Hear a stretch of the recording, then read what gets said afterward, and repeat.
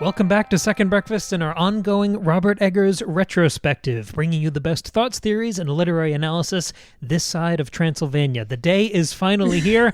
We're going to talk about Nosferatu 2024. We've been building to this so intensely, and I don't even know where to begin. If this is your first Eggers episode from us, we love Robert Eggers. We have been celebrating him this whole month. He's our favorite working director. Yes, The Witch is our favorite movie, collectively and individually, and we love The Lighthouse so much. The Lighthouse is nipping at its heels. We fell back in love with The Northman last week, and we are so excited to talk about Nosferatu, and it was frustrating. Nosferatu did not work for either of us at all. And so this episode we're still doing our thoughts and theories and, analytical rigor, but it's in a different direction. Because I think we both want to figure out why. Yes. Why the film felt so hollow for us. And doing that in our normal, constructive way. We don't bag on things, especially things we love. We love every performer. We love everyone behind the scenes. We love everything about this. We just didn't like the movie. Right. It didn't work for us. Right. I so badly wanted to like it. And the whole time I was watching it, I was like, why am I not enjoying this? So that's what we're going to kind of try to understand today. Please don't mistake the tone of this as we jump into it. But basically, the question today is, why didn't the film work for us? I want to start with something that I think you elucidated really well last week on our Northman discussion. We talked about feeling constantly aware that we were watching a movie. Yes. And that there was a problem sinking into the narrative and feeling truly immersed or swept away. Yeah, I think that was my biggest complaint about The Northman. We even had the whole discussion, like, we should like everything about this movie. Everything about it should be exactly what we want and like, and it's perfectly catered to our interests and preferences. But for some reason, I didn't feel locked into the story the way I do in The Witch and the Lighthouse and many other movies that I love. And so that was sort of our biggest issue with The Northman, and I think our conclusion was maybe this movie is just too big. Maybe he doesn't work well with such a wide, sweeping narrative. And so that was sort of our concern going into Nosferatu. And here, the same thing happened, at least for me, and I think for you, but like times 10. Yeah, so watching The Northman, I admire everything that's happening. We did this whole kind of Shakespeare cornucopia about how that story seems to pick and create this beautiful medley of all of the best and most exciting plot beats across most of Shakespeare's tragedies. So I was admiring the mechanics of The Northman. I just never felt like... I felt like I was kind of 10 feet behind myself, watching myself watch the movie. Yes, so absolutely. I was admiring it more than I was enjoying it or swept away in it. I didn't even feel that way here. No. I think this was the shock, because I feel like the breaks in immersion were about the basic mechanics of the film. I have a couple of those that I want to kind of center this discussion around. That would be great, because I'm having the hardest time articulating why I didn't feel connected, why I didn't feel locked in, why I wasn't enjoying it. It's tricky. We've been chewing on this for 12 hours, and it's been hard to pin down. But the first thing that popped out to me when I was putting these notes together was the edit. The edit of this film really threw me, which is strange because it's the same editor that Robert Eggers has been working with back through the short films. Right. So there's a total consistency there, in the same way the director of photography has remained constant.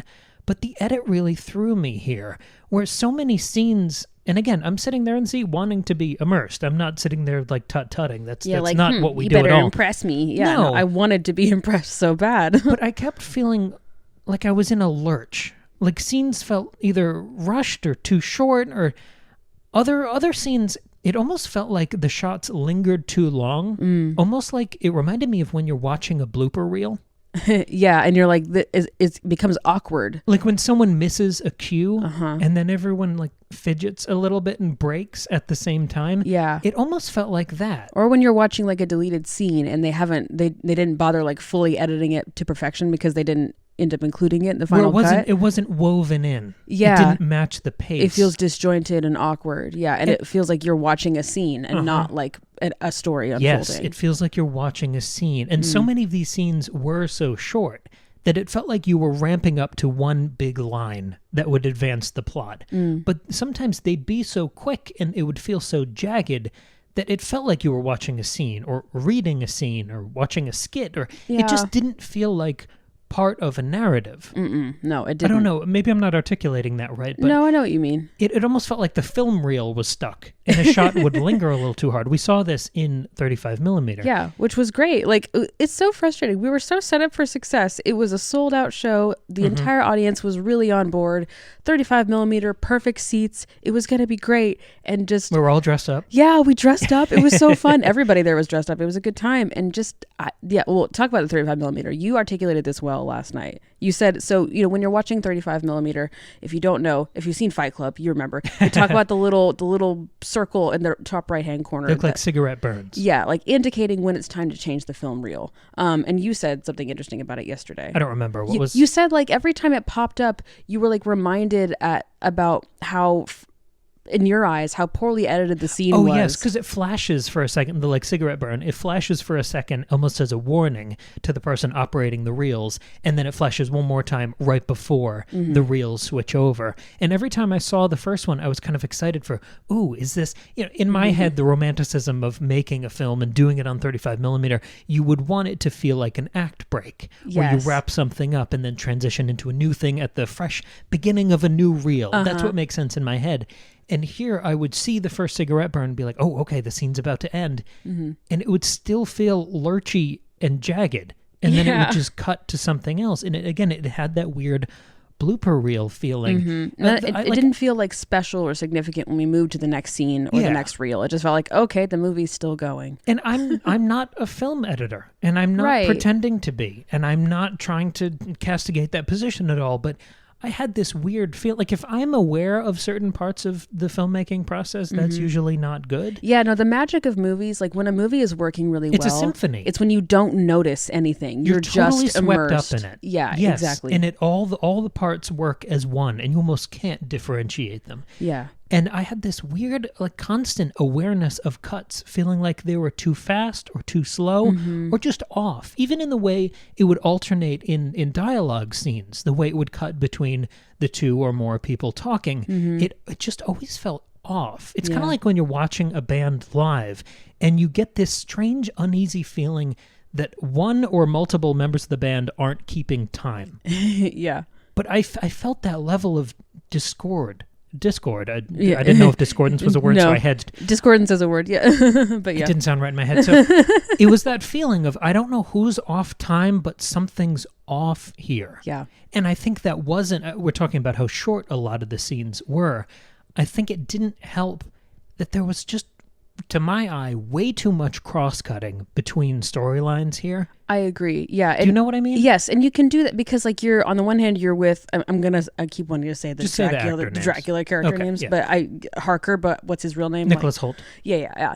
On the one hand, you're with Nicholas Hoult and Count Orlok in the castle, and that's interesting. And on the other hand, you're with Lily Rose Depp and her friend and her husband and the kids. Emma Corrin and Aaron Taylor Johnson. Yeah, right. So those are your two storylines, and they should be overlapping, right? Like, the whole point is that Orlok is ever present and he's infecting them both. And, like, it should make sense when you cross cut, but it actually just felt really jarring and, like, annoying. And too frequent. Yeah. It felt like I was reminded of the teacup ride at Disney World. It was just too much. I didn't have enough time in either place to get connected with or invested in what was happening. It would, because, I noticed, especially when it was Nicholas Hoult and Orlok, when I was, like, starting to get a little more invested in what was happening, it would immediately cut back to Lily Rose Depp, and I was like, I don't care about her whining with her friend at the beach. Like, go back to the cool castle. I mean, that's my larger complaint about Dracula in general, is, can we please go back to the creepy castle with the vampire?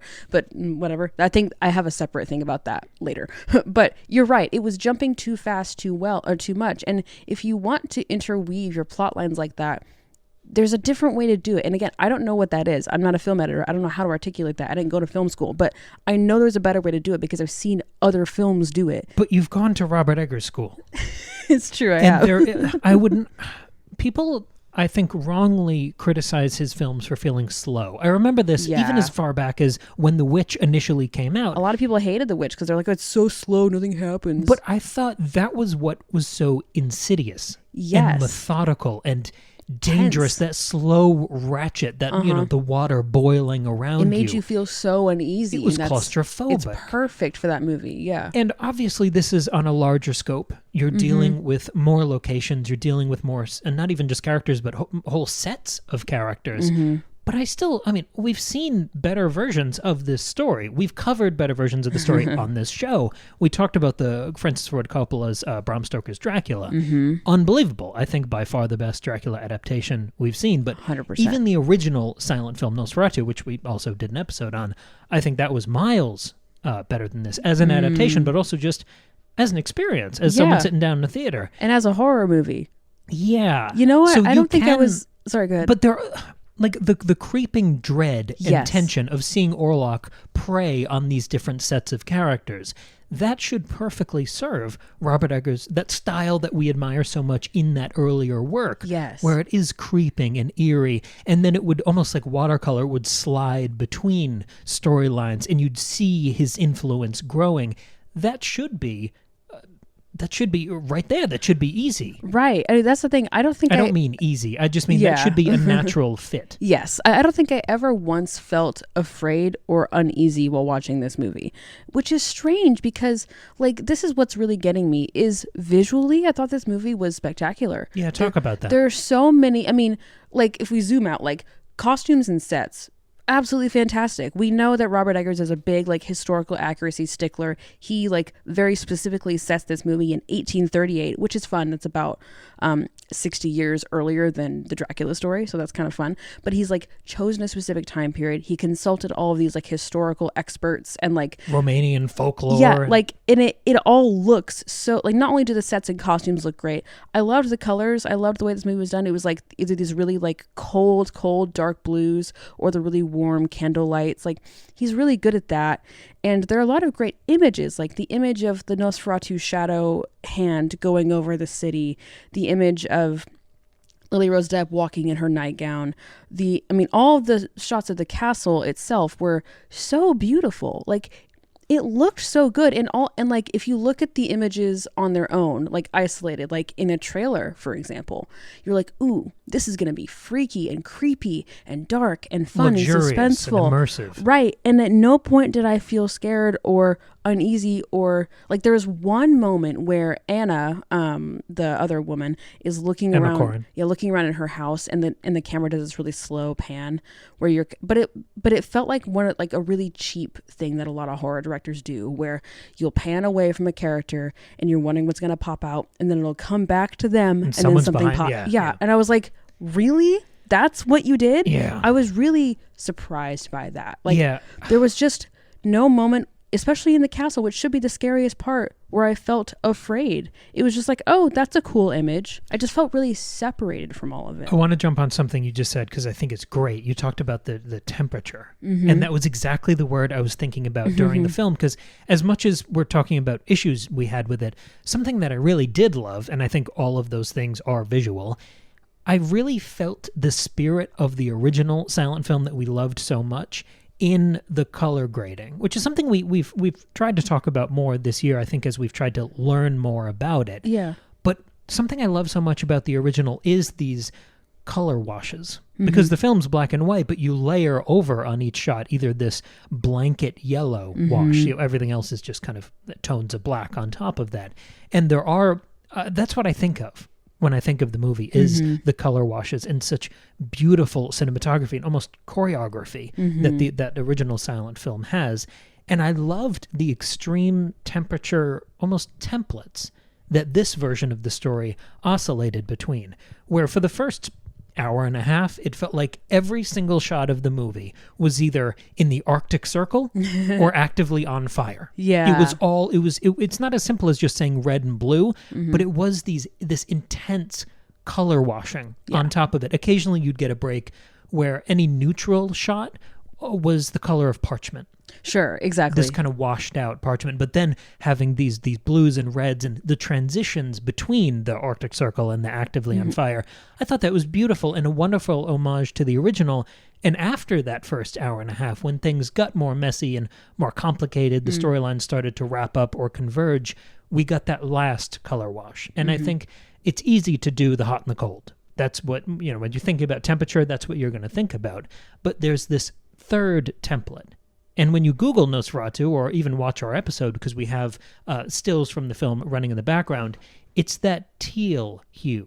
Yeah. It's not quite a blue. It really is this rich teal. And I loved that the third act of this film leaned into that teal. So I thought those color washes being strategically deployed and evoked across the film, I really enjoyed.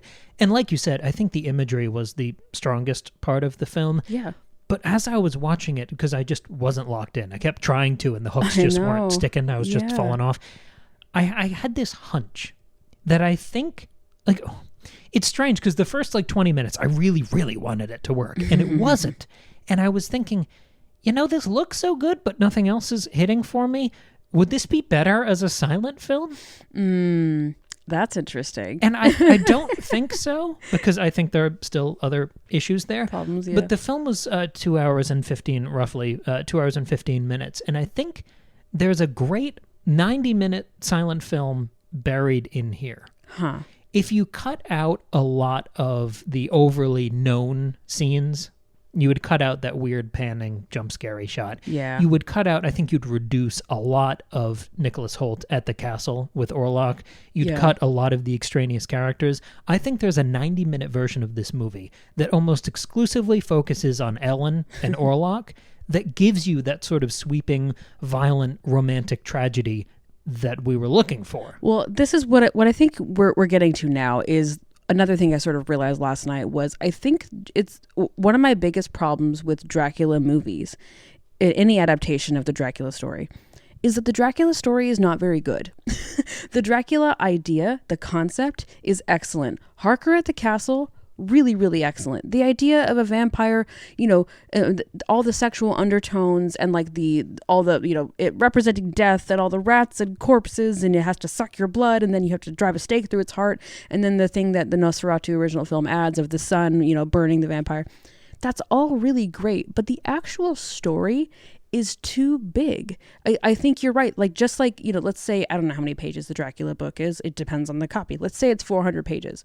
There's a good 200-page book in there, but it's too long. There are too many side characters. There are too many extraneous directions and plots that we go. There are too many storylines that I just don't care about and that bring the pacing and the tension to this grinding halt. And it makes it so hard to stay invested and interested in the story. And that's what this movie also suffers from. Yeah. So it's hard for me to even place the blame on anybody because it's Bram Stoker's fault. But we've seen it work better.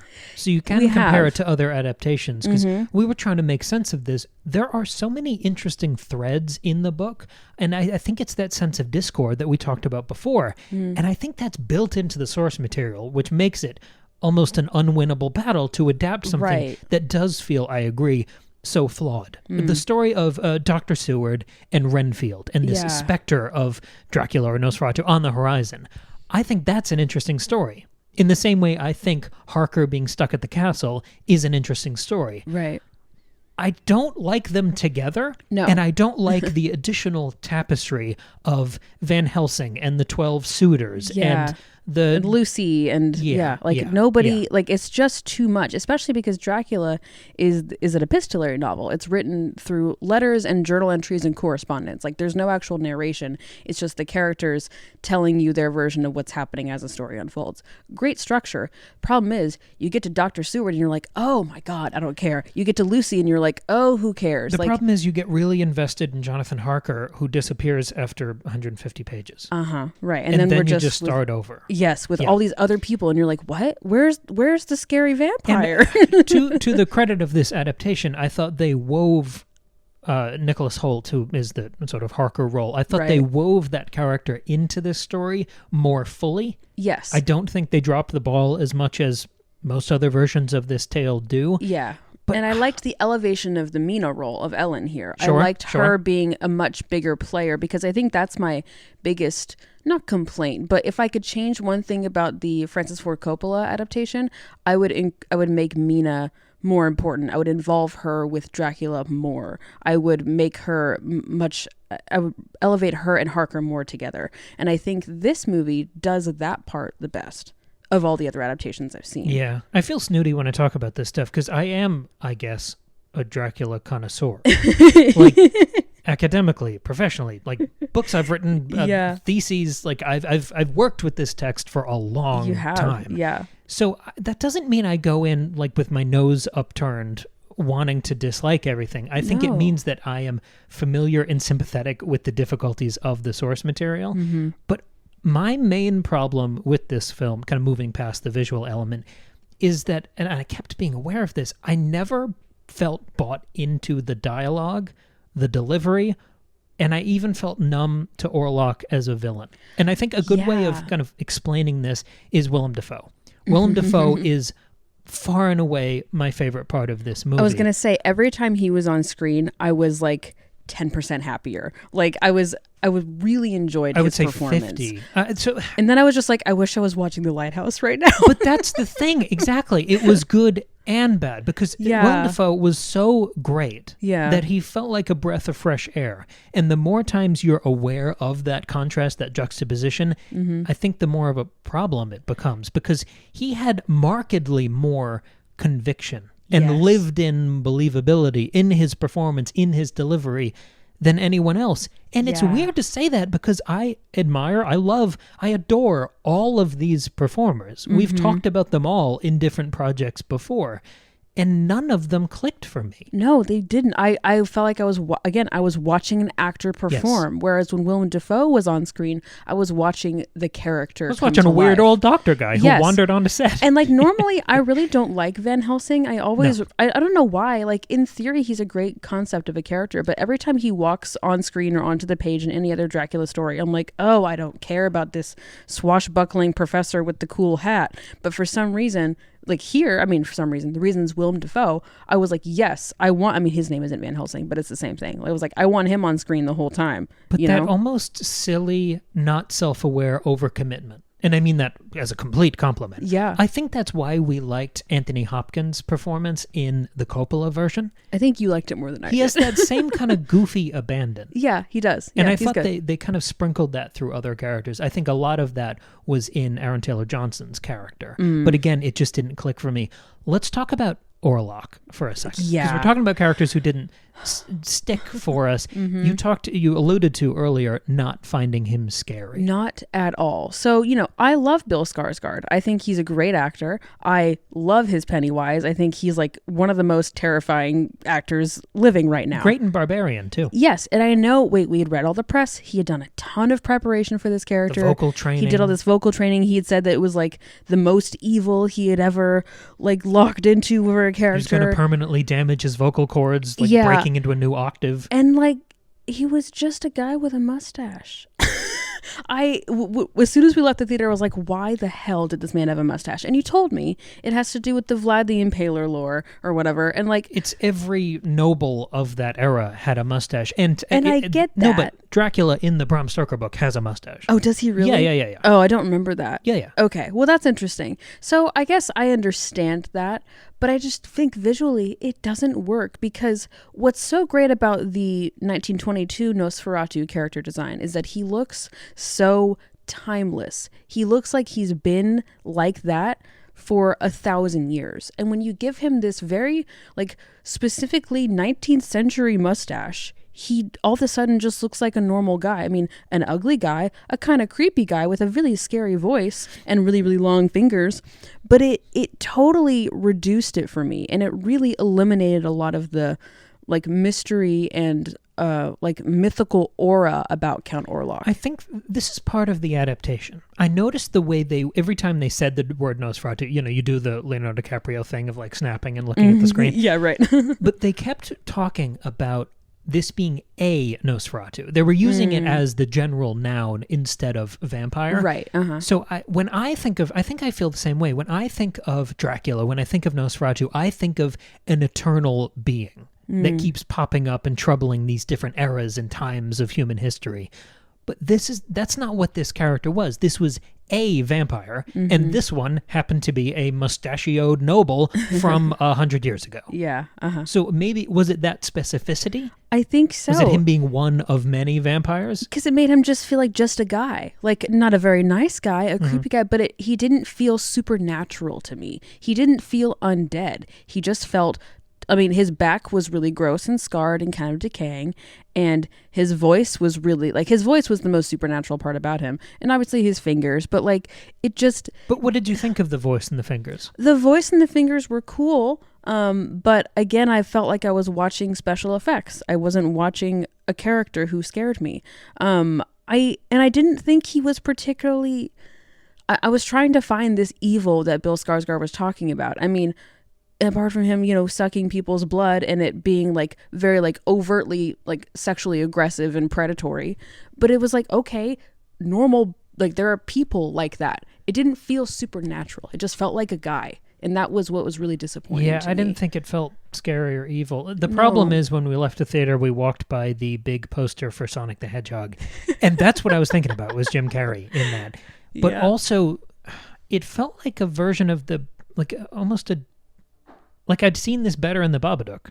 Yeah. I was reminded of that design a lot with the hat, with that really strict, almost unreal black and white coloring of the figure. And the mustache only added to that kind of darkness around the face. Sure. So much of him, like I enjoy the shadowy reveal. We talked about this when we went chapter by chapter through Lord of the Rings a couple years ago. And the way Shelob, that big scary ass spider, is revealed in the book even, is through all these glimpses. Yeah. This kind of fractal reveal where you see different features and flashes of her. And that's what it felt like they were going for here when he was in the shadows so much, and we would see the hands, or we would see why is the back of his head kind of rotting or bleeding. Sure. And none of it felt scary. Like it didn't, but even worse than that, it never felt intriguing.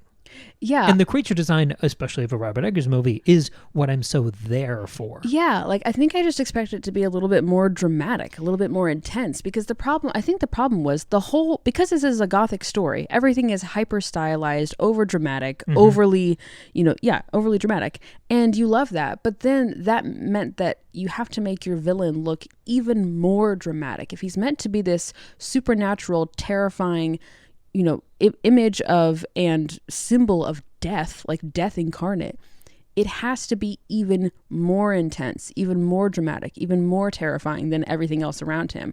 And he just kind of blended in with everything. So again, he just looked like a guy, and that wasn't particularly interesting. So then, like when you've had all this build up, both in the press and in the movie, you don't see his full face till pretty far into the movie. He's very hidden, which is smart. That's always a smart decision in a horror movie with a creature, because you don't want to play your hand at the beginning and then you find the creature boring. But by the time I really had seen the full like sense of his face, I was like, that's all? That's what we've been building to, is just a man with a big mustache? I thought he looked really cool in the final scene, and I didn't like any of the footage before that.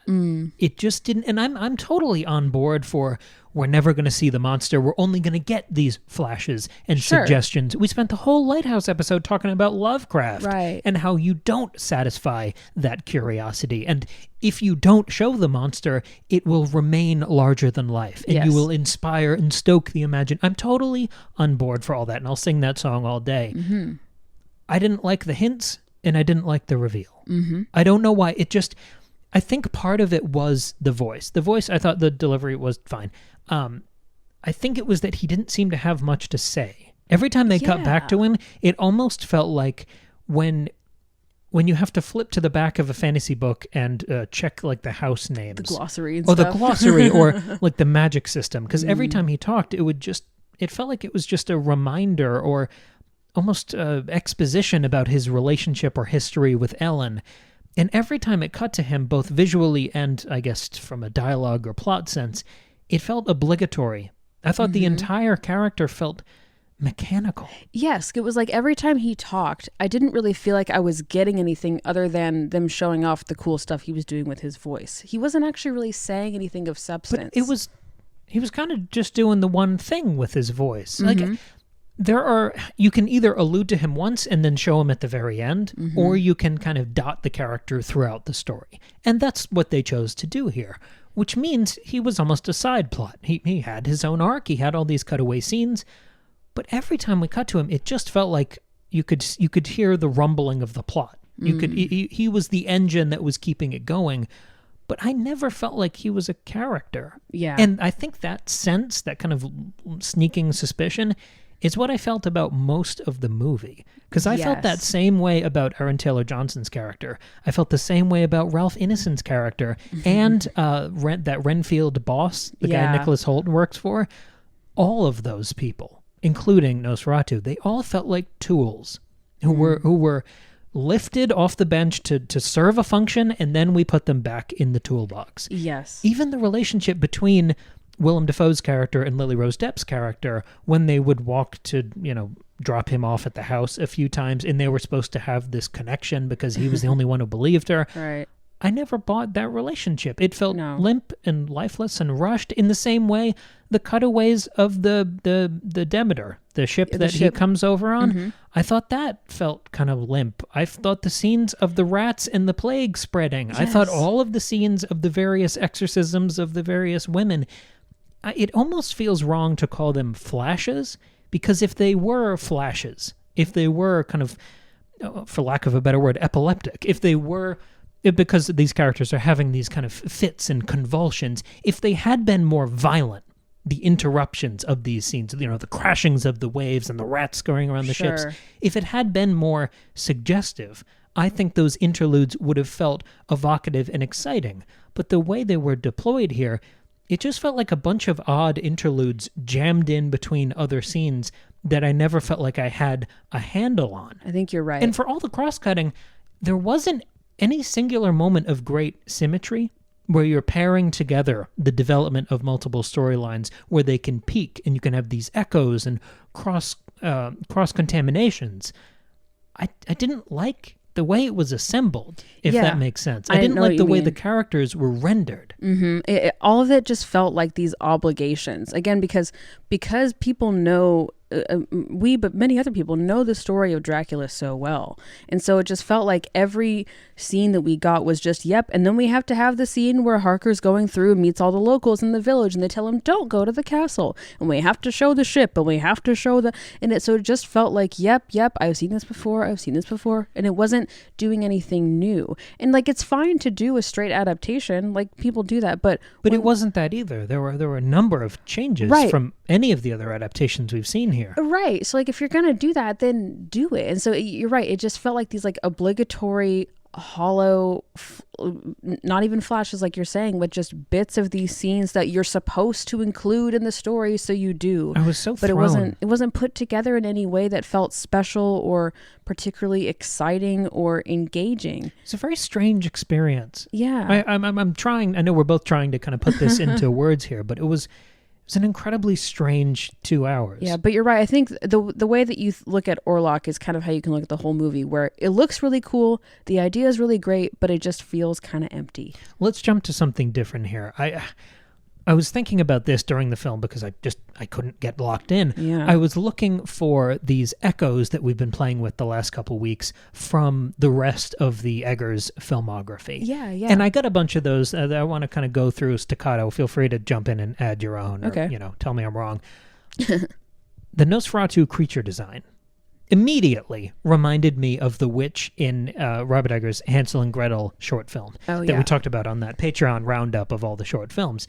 It really felt like the Hansel and Gretel witch with a mustache because all of these skull features were exaggerated with prosthetics. We talked about his really interesting use of prosthetics back in the day there, where you would exaggerate the chin or the brow or the arch of these different bones to make this, literally larger than life, kind of surreal skull shape. Yeah. And I was thinking of that the whole time. The second one is the way they styled Nicholas Hoult. We've seen him a lot. And I love how much of a chameleon he is physically. Sure. Because he can be this weird little goober like he is in Mad Max. Or he can be, here he almost felt like the lead in the Telltale Heart short film. Yeah, he did remind me a lot of that character. It's a similar time period. It's a similar type of character. He was wound a little too tight. His features were a little off. Everything was a little askew and not quite symmetrical. Didn't quite know how to express himself. Very restrained. Yeah. But also simmering. Yes. There was that resentment that was kind of bubbling. And there's a lot of energy trapped in there. Yeah. I don't think the simmering paid off. In Telltale Heart, you kind of get the terror and kind of catharsis of this guy killing this old man and the explosion of all these resentments being resolved. I wanted that for Nicholas Hoult in Nosferatu, and it just didn't come. Even the way he should have been more resentful or horrified by the revelations about Ellen and Nosferatu. I agree. I thought that was weirdly limp. I agree. He was pretty one note. He did a really great job of looking freaked out and uncomfortable, and that's about as far as it went. I don't mean his performance either. I mean the writing. I mean, I don't... Yeah, both. The Yeah, character you're right. didn't seem to have the reaction that was being built up to. That's true, yeah. But the other thing was the contract scene when Nicholas Hoult, as the Harker kind of archetype, gets to the castle. We talk about real estate for a minute, and then we sign on the dotted line. And I'll talk about this in a minute with my usual flair. But it reminded me a lot, that contract signing scene with Nosferatu and Nicholas Hoult, it reminded me a lot of Amleth doing that initiation ritual at the beginning of The Northman. Oh, cool. Where he signs this kind of vengeance vow that locks him on this one path for the rest of his life. I thought that was an equally, almost, I don't know, it was like a turning point. It was a linchpin moment for the whole arc of Nicholas Holt's character. I mean, you could even compare that with Thomason signing the Devil's Book at the end of The Witch. I mean, it's different because it's at the end. It's not an inciting incident. But it is a big turning point for her. The turning point happens late in our story. But I think you can make that comparison too, especially like it being by candlelight, and it's like the fancy book and just the drama of it all. And there's like our protagonist with the creepy monster next to her. So I think it works well. There's also a moment where he sees the peasants going by. He's looking out the window, and there's a naked lady, and there's fire and people dancing in the woods, and that felt like a gesture at the end of The Witch. Yeah, definitely. I felt that too. And it was interesting because there was discussion of the occult here. And I feel like the previous films lean into and evoke the occult without naming it. Yeah. So I thought it was interesting to have these... I don't know. It was almost like a marching band kind of went by, and you'd see the occult simmering in the background. I really liked the way they did that. Yeah, that part was good. I liked that. Also, in terms of the lighthouse, every time someone in an Eggers movie is gonna call someone a dog, I'm gonna think of the lighthouse, and I liked that as a little nod. Who calls somebody a dog here? I don't remember that. It's used as an insult. I don't remember. Oh, who, okay. But someone calls someone else a dog. Oh, I missed that. That's funny. Also, the scene where Emma Corrin is wounded, and you see she's fallen off the bed, and you peek over the side of the bed, and there are all these rats chewing on her chest. And it's this kind of, it's not a jump scare because it's so built to and eerie, but it's just this image that your brain for a second doesn't know what to do with. Yeah. That reminded me of the breastfeeding crow in The Witch. Oh, yeah, that's nice. Not as impactful, but similar. Yeah, I mean, he's very good at striking imagery. Like, she's very, also very good the at only that. mother in the film. So there's that's true. That's there's nice. That, yeah, I like it. And she's also got the same kind of long blonde hair. I like it. Yeah. Okay, so now we're going to get into the bigger ones here. Let's talk about the final shot of the movie. So remind me what the final shot is. Yeah, so if you haven't seen the movie, I guess spoilers. Stop listening if you don't want to know. But it's also, you've seen some adaptation of the story, so you pretty much know how it ends. Yeah, right. So it's this slow zoom out shot of Ellen's body and Nosferatu's dead body on top of her. Uh-huh. And that reminded me of the ending of The Northman, where both parties are dead. It's, we'll call it a draw. Yeah, right. Where they're both, you see both bodies. I thought it was done better in The Northman, but that's neither here nor there. Agreed. I'm more interested in the penultimate shot. Well, so can I make another comparison to that please. shot? It's of The Witch when Thomason kills her mother. Her mother is on top of her. Yes, and she that's has great. And she has to roll her off of her, and it's a very similar, sad, devastating image. Yeah, that's great. But I'm more interested in what's exactly, just for my point, I'm more interested in what exactly is the final shot, because I think the very final shot here is The Northman. I think the penultimate shot.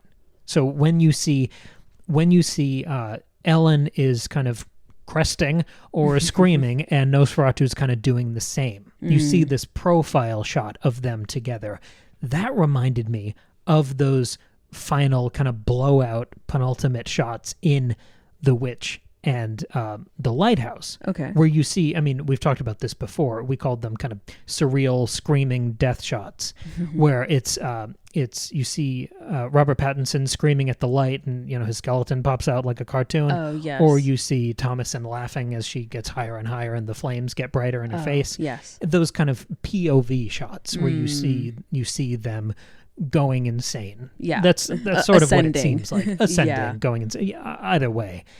I thought this was interesting because we get that same shot. If you look at what Lily Rose Depp is doing, it's that same kind of ecstasy and abandon and madness, but we're seeing it from a profile. So we're seeing what she's looking at.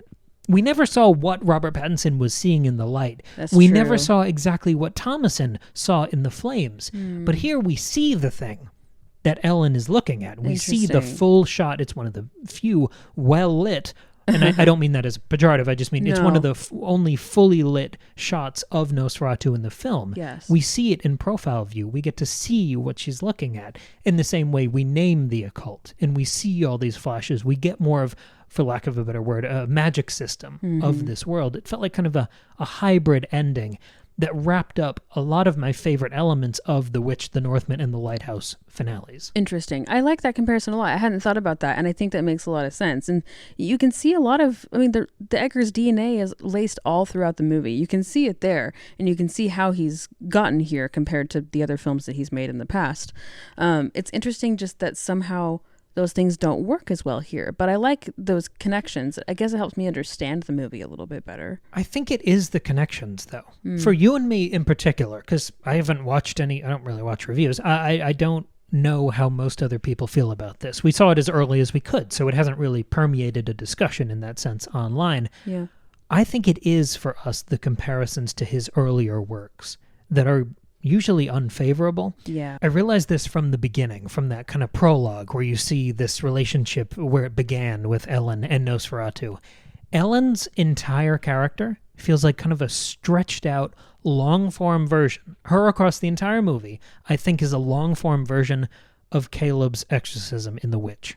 Okay. So much of her delivery, even the way her face moves, the way that kind of sweeping romance and love and adulation of the way she's speaking reminds me of Caleb in that scene. I like that. Even visually too. A lot of the twitching and writhing and stuff she does, and even those shots of the blood coming out of her mouth reminded me of the apple falling out of Caleb's mouth. I did see some continuation there. I did enjoy that. It felt like almost a meditation on, because Caleb was, of course, a side character in The Witch, and here it was like, let's do more with that and stretch it out to be a whole film. But I think you lose something in that translation. I think if you stretch it out that long, at least for me, it lost its impact and kind of started to grate. Yes, it was impressive and it looked exhausting and it looked expressive and emotive, but I think it lost its impact over time for me because it wasn't the entirety of The Witch. That wasn't all of Caleb's arc in The Witch.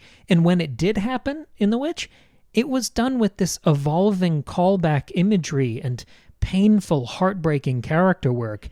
And here, if you start mid-exorcism and stay that way for the whole movie, I don't have a context, I don't have hooks, I don't have investment in it. I think maybe you're nailing what it is that made it so hard for me to connect was in something like The Witch or The Lighthouse, or even in many senses The Northman.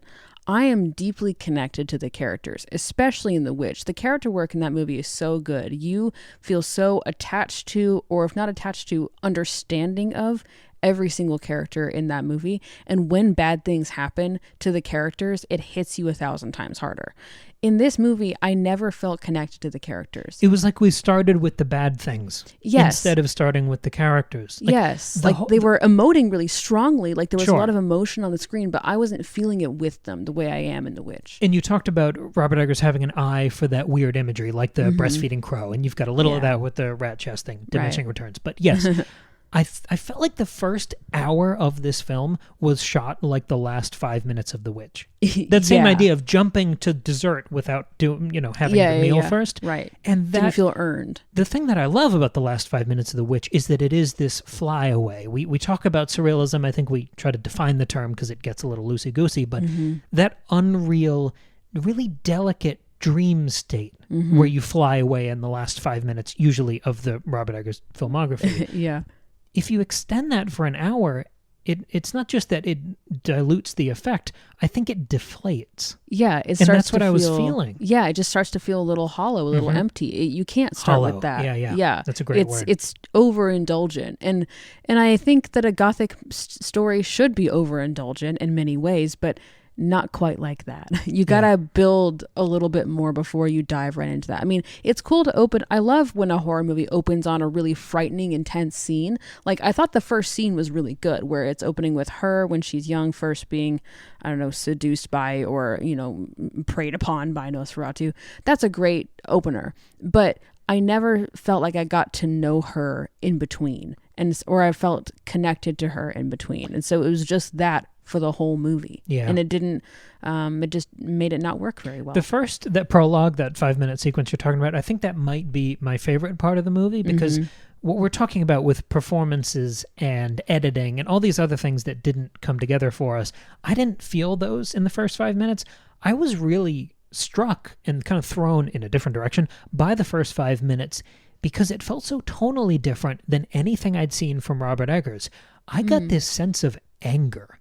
I got this rage from the way those first 5 minutes were assembled and what was happening to the characters. There was something ruthless and quick and impatient. I really loved that. And I think that's why I was thrown. I mean, most horror movies begin with an in media res kind of, let's show you some scary shit so you don't change the channel, and then we'll introduce the characters. I liked the first 5 minutes. I think it was the rest that threw me. If I can talk about one thing I did really like here. Sure. I was thinking about Faustus a bit. I think I was being, I don't know, the Matador flag was waving too much, but I really liked that there was kind of a Faustus fake-out here. Okay. Where we set up a traditional Faustus story. It almost felt like T-ball for someone like me who's unendingly obsessed with this one play from 400 years ago. But we set up Nicholas Hoult and Nosferatu. They get this classic kind of Faustus-Mephistopheles relationship. All of the elements are there and explicit and almost literally on screen, where Nicholas Hoult is signing a contract. We see Nosferatu loudly clank this bag of money onto the table. There's an explicit trade being made. There are all of these illusions that not everything is as it seems. It almost feels like a genie contract where you have to check the fine print. Yeah, sure. And then it goes even further when you get the shot of his boss in the demon summoning circle on the floor. People start talking about demons. Like, all the Faustus stuff is there. And I thought that was, I mean, it felt a little rote for me, I guess. I like when you remix that formula a bit. But I really, really admired the pivot at the end of the movie, where you have this traditional Faustus setup that you just let kind of linger and atrophy on screen, and then this pivot late in the movie when you reveal that the real Faustian bargain was Ellen, way before the events of the movie, when she summoned Nosferatu as this lover, when she explains that contract that she had with him. Yeah. I loved how that recontextualized so much of the film, where it's almost like at the end of Dr. Faustus, when he's trying to scrabble and go through the fine print and find a way out of being dragged down to hell and his soul being taken. And that scrabbling I really like. And it's very brief in the play. And I like that this film almost accordions out that moment to be much of the drama of this story, where you recontextualize her marrying Nicholas Hoult, them kind of eloping, in a sense, from her previous marriage to Nosferatu. I see. Yeah. It almost feels like that's how she's trying to cheat the system and scrabble and get out of her deal. And even though the film does ultimately end back in that classic Faustus fashion of the contract elapses, she's dragged down to hell, I liked the sort of sacrificial spin they gave her. Yeah, that change I did really like, because like I said earlier, it did elevate her to be a little bit more important. And I think the relationship between her and Nosferatu is really interesting. But yeah, so it's like the idea, like if you like on paper, I really like that a lot. I still feel like it didn't quite work. It wasn't quite punching me the way it should have, but I did at least admire that change. It was a cool sort of switching of your expectations for this story. Yeah, that was fun. Faustus pivots or fake-outs go, I thought this was really deft and one of my favorite kind of subtextual parts of this film. But as we wrap up here, final thoughts. Now that we've not just about the film, but as the end of this series, we've spent the whole month talking about these films, because regardless of what we thought of this movie, which I think we just tried to lay out in a constructive way, Robert Eggers is still my favorite working director. I know, me too. But I think as we see more of his work, we can qualify that statement in a more interesting way. I think we both prefer his it's not just the earlier work. I think it's the more intimate work. I was going to say, I was trying to figure out what is it about the first two that I like so much more than the second two. And I don't think it's as simple as budget. It's not that, he keeps getting too much money and he doesn't know how to use it. That's not what it is. Like, he's using the money he has for both of those bigger films really well. I think you're right. It just needs to be a more intimate, pared down story with fewer characters or fewer places. I think that's what because he's really good at character work usually. But I guess when you have too many, it's a little harder to do.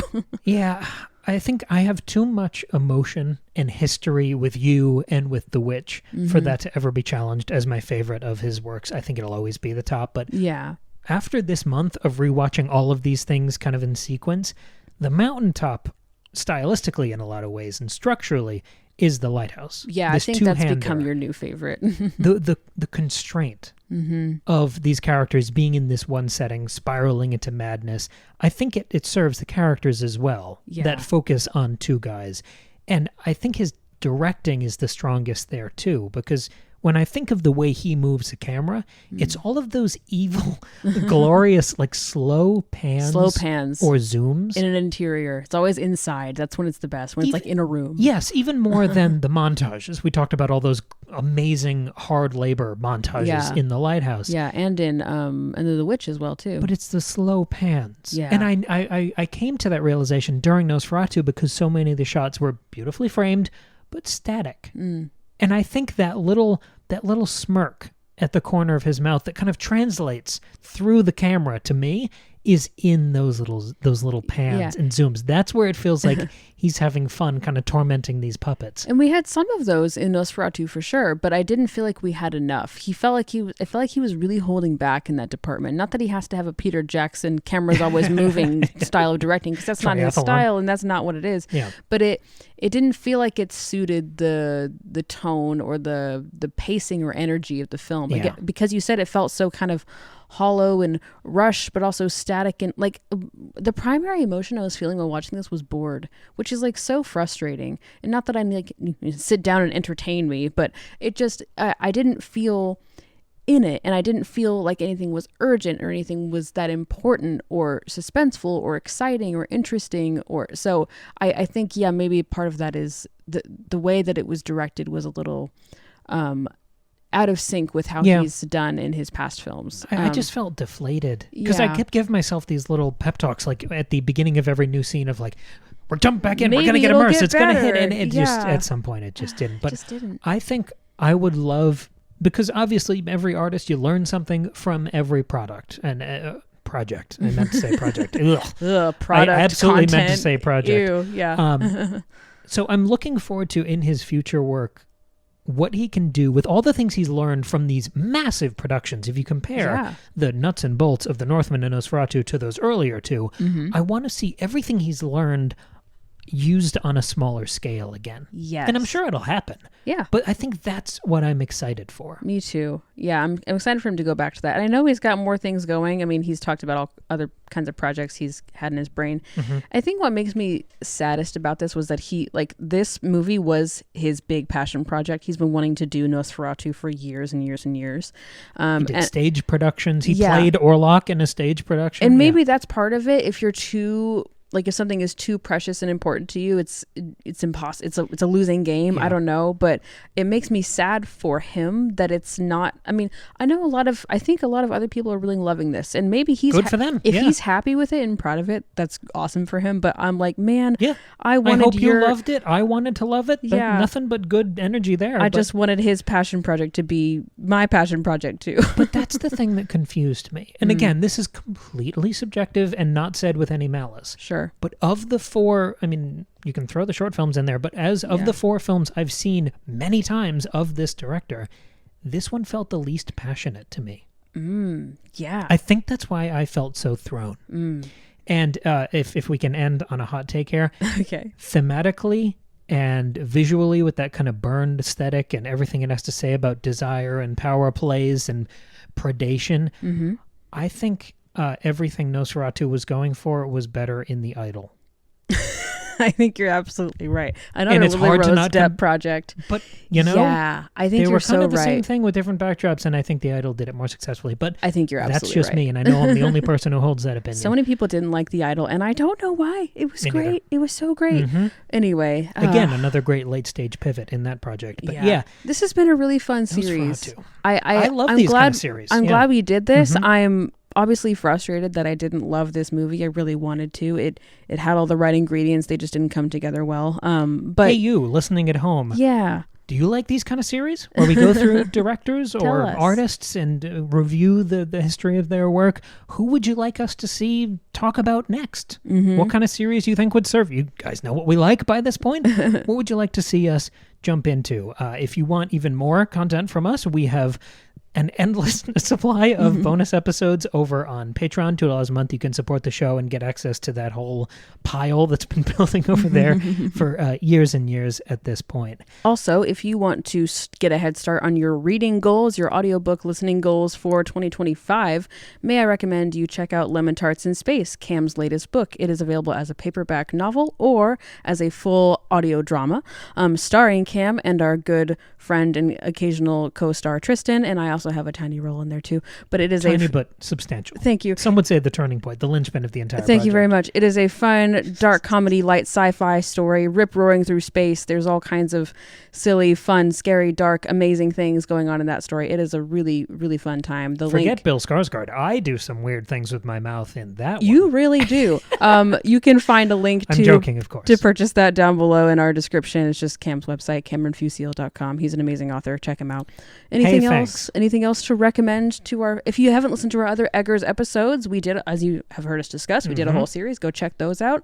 Otherwise, We've got a million other horror discussions and I more guess on the way. Like, subscribe, leave a review, all those things. Feed the beast so we can continue doing this. And come back here on Tuesday for our final episode of 2024, the latest installment of The Breckies, which is our award show where we talk about our favorite art that came out in 2024 and our favorite art that we discovered from an earlier time in 2024. I don't think Nosferatu is going to make either of our lists.